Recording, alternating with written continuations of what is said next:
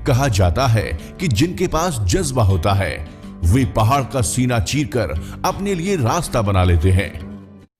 नमस्कार किसान भाइयों, स्वागत है आपका मेरे YouTube channel advance farming ideas में। मैं हूं आपका दोस्त अनिल और आज हम आपको श्रीगंगानगर जिले के मैयावाड़ी गांव में लेकर आए हैं। दोस्तों, मिलवाते हैं आपको इस हर्बल नर्सरी के फाउंडर श्री हरीश जी कासनिया से और उनके जो ज़िंदगी के जो उनके अनुभव हैं, जो उन्होंने जीवन में जो अच्छी अच्छी उपलब्धियां प्राप्त की है उनके बारे में भी जानेंगे। तो चलिए दोस्तों, मैं मिलवाता हूं आपसे। चलिए दोस्तों, आपको मिलवाते हैं श्री हरीश जी कासनिया से और आज उनके जो अनुभव हैं, जो उनकी ज़िंदगी के अनुभव हैं, वो आपसे साझा करते हैं। मैं Harish Kasania herbal world nursery एवं फार्म्स मैयावाड़ी ज़िला श्रीगंगानगर राजस्थान से हूँ और मैं लगभग 18 साल से इस नर्सरी को संचालित करना चाहता हूँ कि आपने अपनी जो परंपरागत जो हम खेती करते हैं, गेहूँ, ज्वार, बाजरा खेती जो भी करते हैं, आपने उसको नहीं चुना बल्कि ये हर्बल प्लांट नर्सरी जो एग्रो फ्रूट है जो आपने चुना। तो ये जो आपका आइडिया था ये आपको कब आया और आपने कब सोचा कि मुझे ये करना चाहिए? एक्चुअल में क्या है, ये परंपरागत खेती तो मेरे बुज़ुर्ग और सारे लोग पुराने ज़माने से करते ही आ रहे थे, लेकिन मैंने एक बार ये मेडिसिनल प्लांट्स बोर्ड की एक ट्रेनिंग हुई थी जयपुर में, उसमें मैंने भाग लिया और उसके बाद मुझे इसका मोटिवेशन शुरू हुआ। क्योंकि इसके अंदर जो पुरानी परंपरागत खेती है उसके अंदर बीमारियां हैं, भाव न मिलना जो मुख्य समस्या है, उत्पादन का कम होना और ज़्यादा खर्चे होना, उसकी वजह से क्या है इसका मेरा थोड़ा मैं इससे विमुख हो गया और मैंने नया करने का सोचा।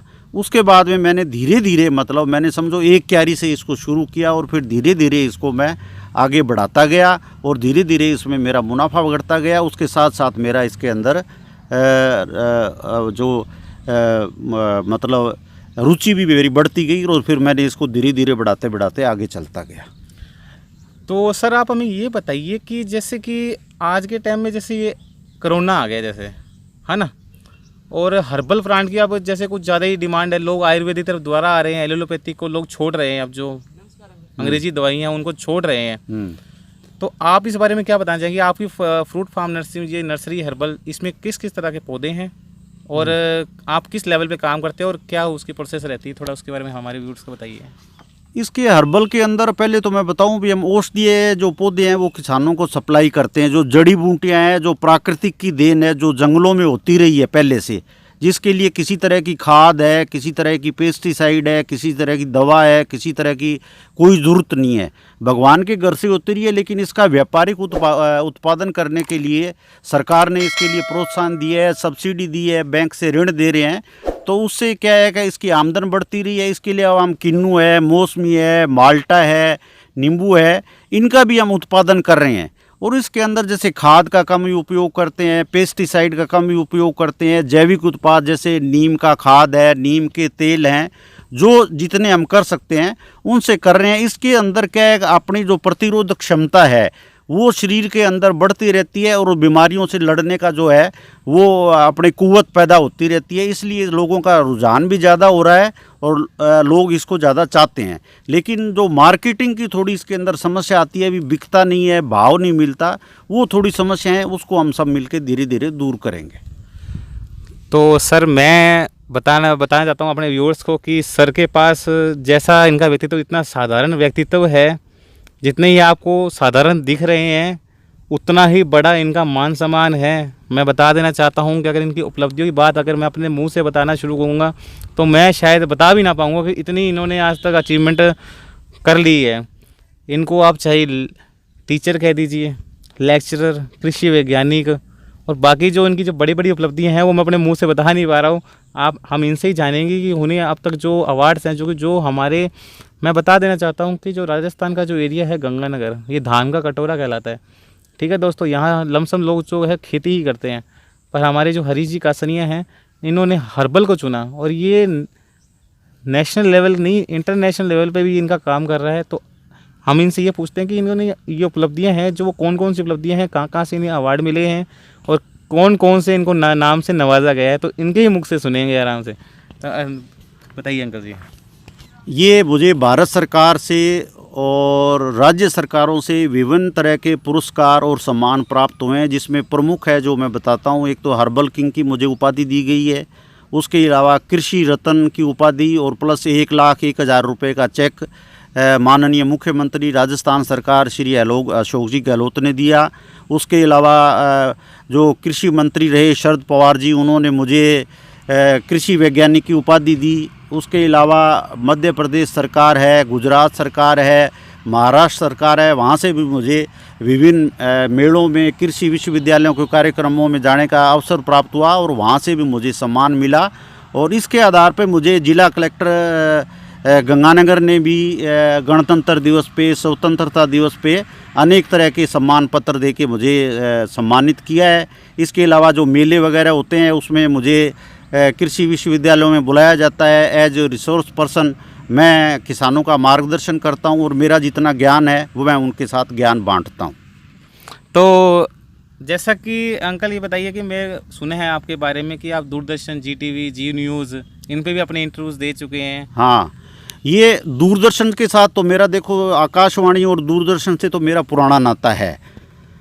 शुरू में आकाशवाणी पे सूरतगढ़ से और जयपुर से मेरे विभिन्न चौपाल कार्यक्रम है और अन्य कृषि कार्यक्रमों में मैंने भाग लिया है।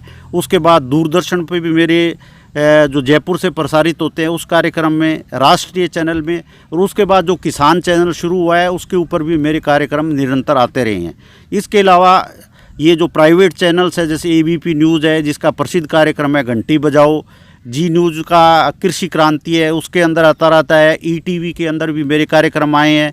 उसके अलावा राजस्थान पत्रिका है, दैनिक भास्कर है, शरद कृषि है और जो स्थानीय समाचार पत्र हैं, पत्रिकाएं हैं, उसके अंदर भी मेरे एक जो लेख वगैरह छिपते रहे हैं। उसके अलावा मेरे जो लेख है वो अंग्रेजी पत्र पुस्तकों में और एक मेरा जो केंचुआ के ऊपर था वर्मी कंपोस्ट में, उसमें जर्मनी भाषा में भी मेरा लेख प्रकाशित हुआ है।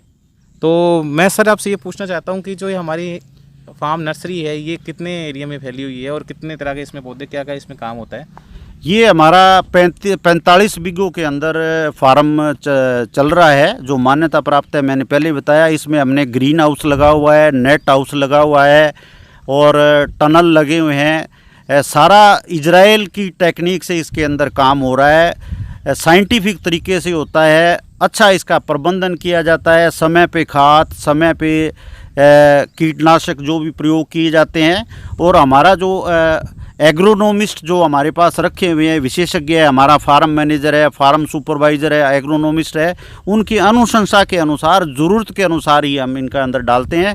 इससे हमारे एक तो अनावश्यक खर्चा बचता है जिसमें, और अनावश्यक जो हमारे जो दवा वगैरह है, जो कीटनाशक हैं डालते हैं, उनका भी हमें बचाव होता है और फसल की उसमें रक्षा होती है। इसमें हमें किन्नू है, मौसमी है, माल्टा है, माल्टा में रेड ब्लड है, जाफा है, और इसमें नींबू है, बारामासी है, कुंभकाट है, थाई लेमन है, अमरूद है, अमरूद की विभिन्न वैरायटी हैं जिसमें हिसार सफ़ेदा है, L49 है, बर्फ़ खाना है, और उसके अलावा अपने अंजीर है, अंजीर की भी कई वैरायटियां हैं और अन्य जो फलदार पौधे हैं वो उपलब्ध हैं। इसके अलावा हमने छायादार पौधे हैं और जो सजावटी पौधे हैं उनका भी कार्यक्रम शुरू किया है। तो मतलब आप सेल परचेज भी करते हैं इनको? हाँ बिल्कुल, हम किसानों को ये यहाँ से पौधे, अच्छी क्वालिटी के पौधे उपलब्ध करवाते हैं और हमारी ये नर्सरी जो मंजूर शुदा होने के कारण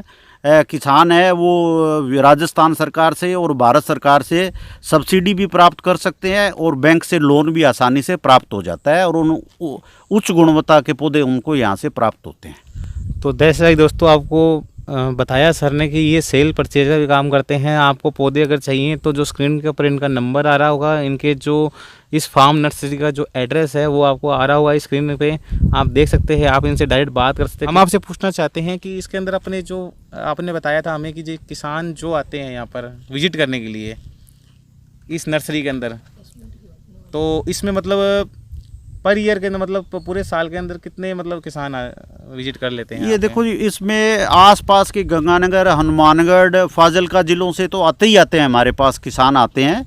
लेकिन उसके अलावा जो भारत सरकार की विभिन्न योजनाएं हैं ज्ञानवर्धन के लिए, इसकी पशुपालन की है, कृषि विभाग की है, उद्यान विभाग की है या दूसरे विभागों की है योजनाएं, जिसमें सरकार अपने खर्चे पे किसानों को उच्च तकनीकी सिखाने के लिए भ्रमण पे लेते हैं। इसमें मध्य प्रदेश है, गुजरात है, महाराष्ट्र है और पड़ोसी पंजाब हरियाणा से भी किसानों की बसें भर भर के यहाँ पे आती हैं और उन किसानों को बाकायदा यहाँ पे ट्रेनिंग का प्रोग्राम होता है, उनके व्यवस्था की जाती है और उनको अच्छी तरह समझाया जाता है।